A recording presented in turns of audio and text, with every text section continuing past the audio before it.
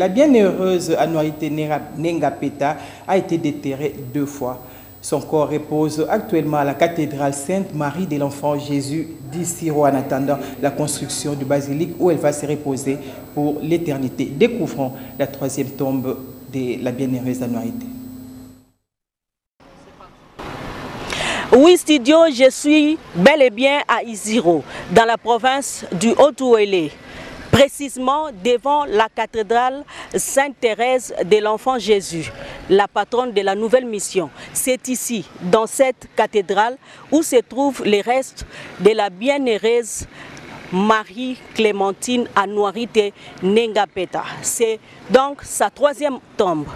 Et plus loin là-bas, je perçois quelqu'un, je vais m'approcher vers lui pour essayer un peu de m'entretenir avec lui par rapport justement à cette 3e tombe de la sœur Anouarité. Bonjour. Bonjour madame la journaliste.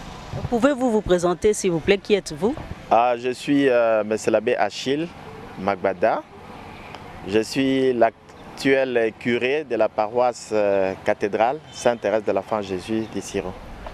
Monsieur l'abbé, nous sommes venus ici, c'est ici la 3e tombe de la sœur Anouarité, mais dites-nous un peu pourquoi 3e tombe.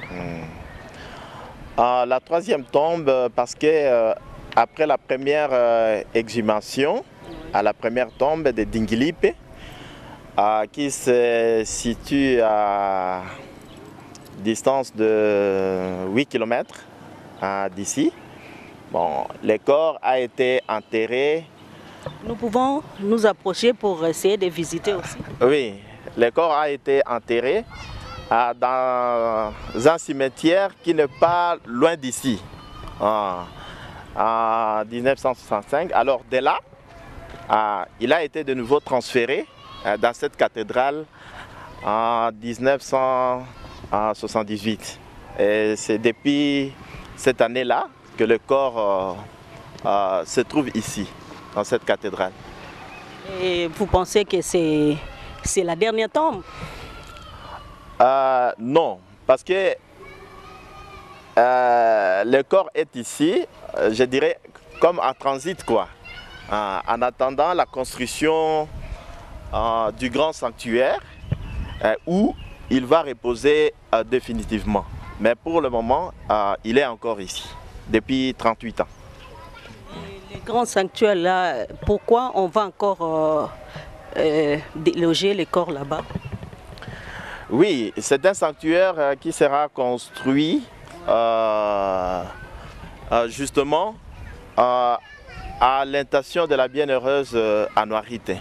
C'est là que le corps sera logé. C'est là également que les pèlerins pourront venir de partout pour prier le Seigneur à l'intercession de la bienheureuse Anouarité. Mais alors ici, merci. Est-ce que ici, il y a aussi des pèlerins qui viennent visiter? Si, chaque jour, il y a des pèlerins. Concernant les pèlerins, nous pouvons distinguer 3 catégories de pèlerins. D'abord des pèlerins internes, ce sont les fidèles qui viennent de la ville d'Issiro ici et de ses environs.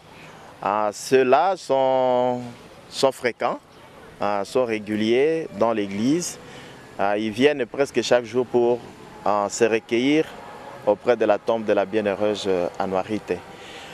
Mais nous pouvons distinguer aussi une autre catégorie des pèlerins qui, eux, viennent d'autres villes et d'autres provinces.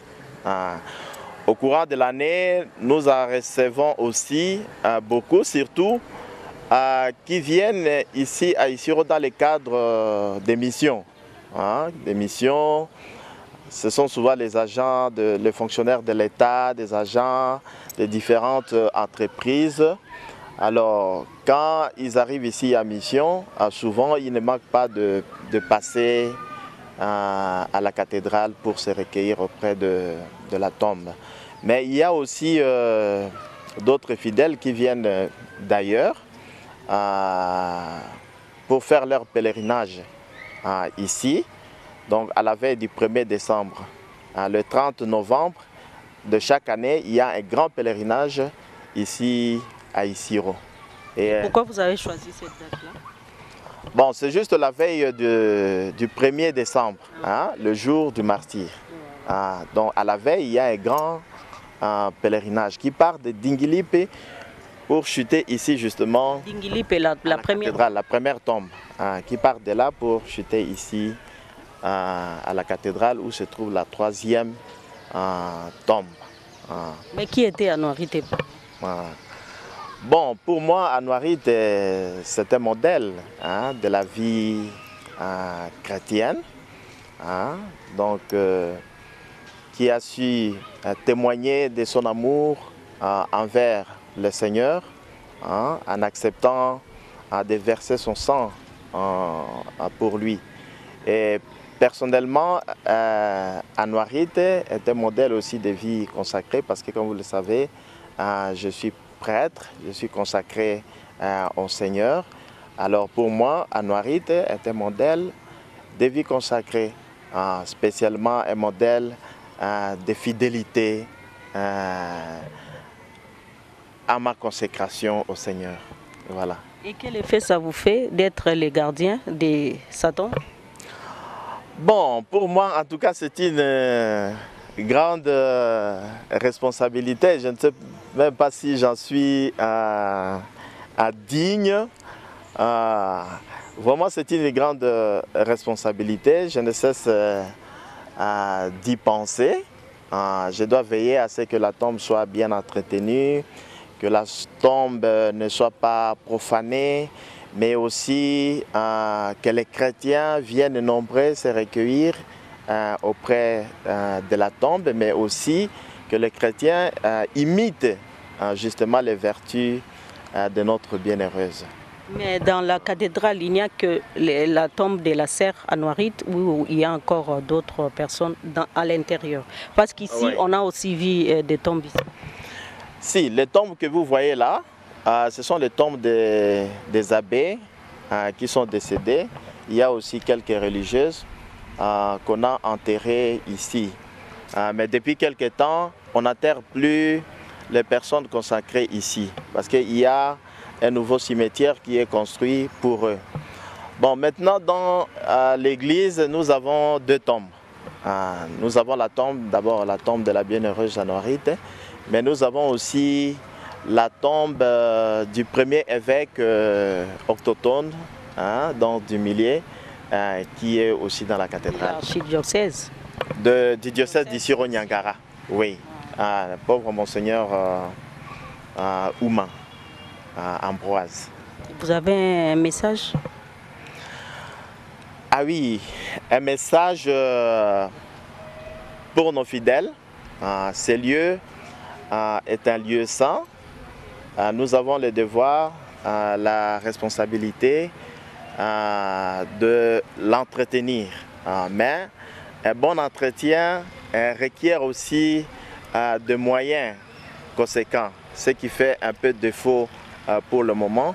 C'est pourquoi nous en appelons à nos frères chrétiens, catholiques, mais aussi aux gens de bonne volonté de bien vouloir nous secourir pour bien aménager ces lieux, donc pour les rendre vraiment dignes de la bienheureuse qui loge à l'intérieur.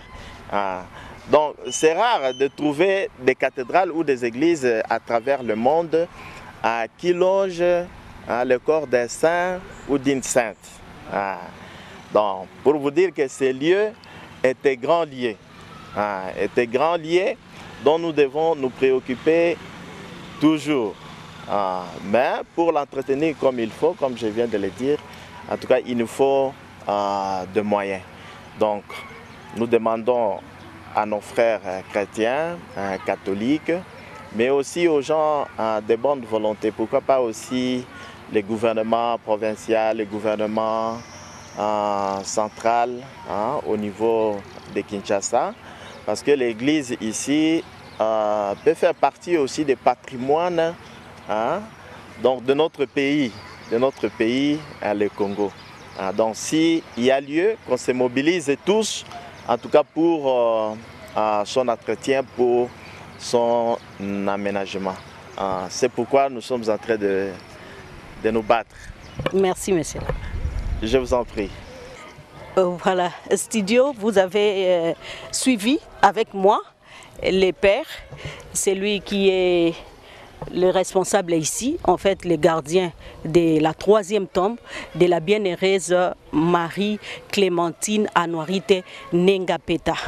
Et vous avez aussi suivi, les pères à lancer un appel aux chrétiens, tout comme aux personnes de bonne volonté, pour que cet endroit soit un endroit bien entretenu, parce que c'est un endroit, selon lui, il estime que c'est un endroit qui fait partie du patrimoine de la République démocratique du Congo. Depuis la cathédrale Sainte-Thérèse de l'Enfant Jésus, Constance Mananga pour la RTNC.